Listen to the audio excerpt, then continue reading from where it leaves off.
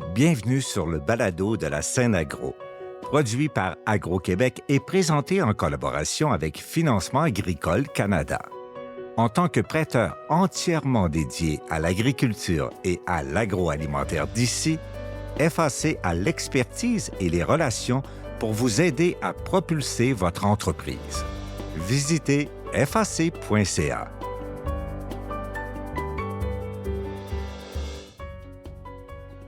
Vincent Dion-Lavallée, bonjour. Comment ça va?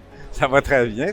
Très, très bien. Merci de venir nous rencontrer ici au Salon de la Restauration 2024. C'est très apprécié de te voir ici. C'est toujours un plaisir de te voir rentrer. C'est comme un beau salon, c'est bien organisé. Puis avec Julie de chez Collabore, moi, je suis tout le temps content. Vincent, évidemment, je parle aux restaurateurs. Je parle aussi un peu à l'agriculteur et aux transformateurs. Je dirais, comment a été ta saison? C'est beaucoup de choses en même temps, mais on parlera de l'animateur tantôt. Super belle saison. On rencontre de plus en plus d'enjeux de toutes sortes, que ce soit dans la transformation, le personnel, les matières premières, les coûts.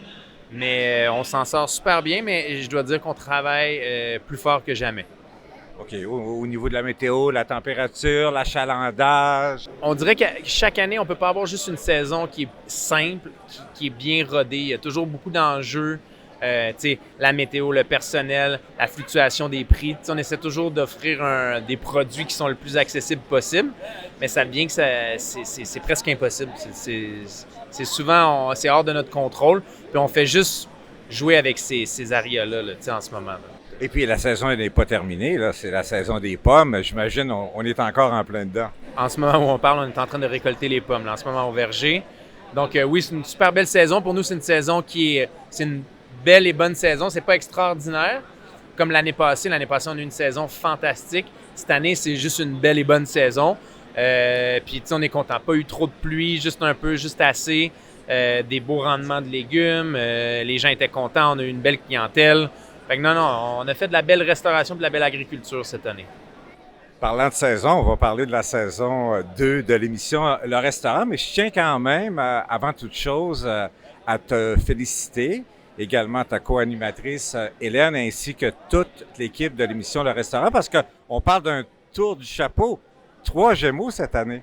3 nominations. Oui, 3 nominations. Ça reste quand même vraiment super le fun. 3 nominations, réalisation, production et animation pour les Gémeaux. L'émission, elle n'a pas encore été reconduite pour une 3e année.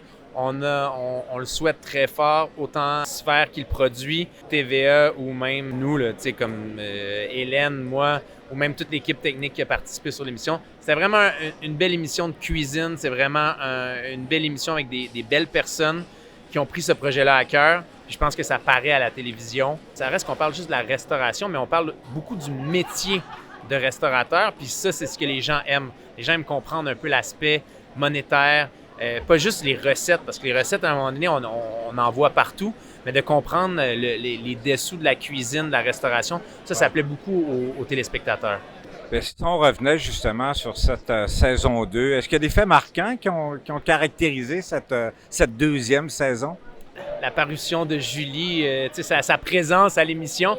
Non, je pense qu'en général, c'est le cheminement des candidats, puis de voir un peu l'évolution de leur concept de restaurant, de voir que les gens tiennent à beaucoup de recettes, beaucoup de concepts, ou le visuel ou le projet de leur restaurant, mais avec l'émission, les projets tendent à se transformer, à se modifier au fur et à mesure des contraintes, mais aussi des commentaires qu'on apporte, parce que ça reste que c'est un peu comme faire un plan d'affaires, mais avec une disponibilité d'une clientèle. Donc, tu mets ton plan d'affaires à épreuve, ce que souvent, tu n'as pas la chance de faire. Parce que là, il y a des clients, il y a des juges qui viennent te donner des points positifs et des points négatifs, constructifs à apporter.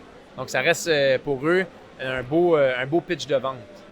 On sait, Vincent, que la restauration est un secteur d'activité qui est en plein mouvement. C'est absolument incroyable. Qu'est-ce que tu vois actuellement? Qu'est-ce que tu perçois? Qu'est-ce que tu sens?